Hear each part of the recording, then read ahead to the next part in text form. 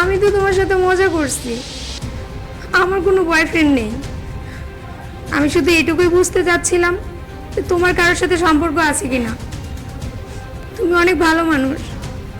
না না, তোমাকে এভাবে আমি আগাতে পারবো না। আমি এই ডিভোর্স মানি না।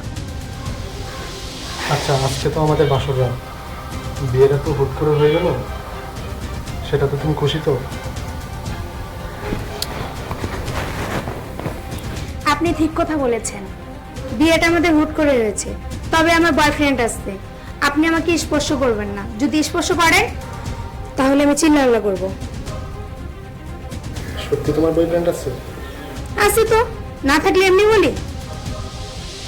ঠিক আছে, আমি তোমাকে আর স্পর্শ করবো না। ঘুমিয়ে বলছি, তুমি ঘুমিয়ে বলো।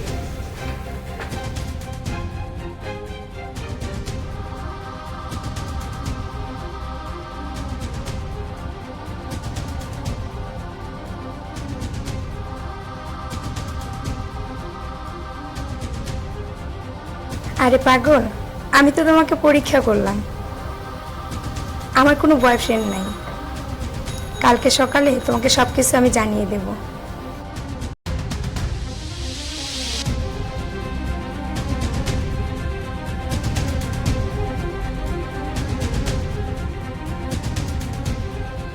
রিয়া, রিয়া। ভাইয়া, ভাইয়া তুমি হ্যাঁ, এই অসময়? রাকিব কই? রাকিব আর আসবে না। মানে সে তোকে ডিভোর্স দিছে। কি বলছো এসব ভাইয়া? ও আমাকে ডিভোর্স দিবে কিসের জন্য?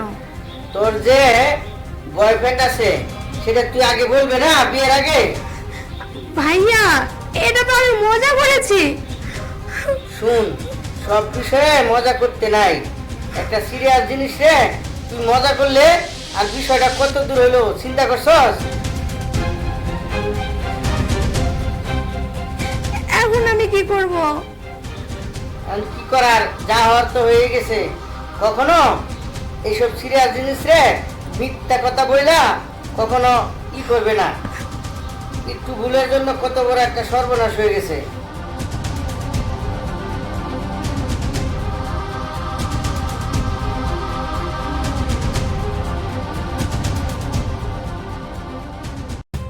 আমি তো তোমার সাথে মজা করছি, আমার কোনো বয়ফ্রেন্ড নেই।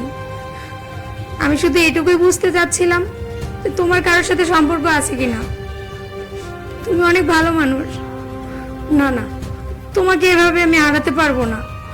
আমি এই ডিভোর্স মানি না।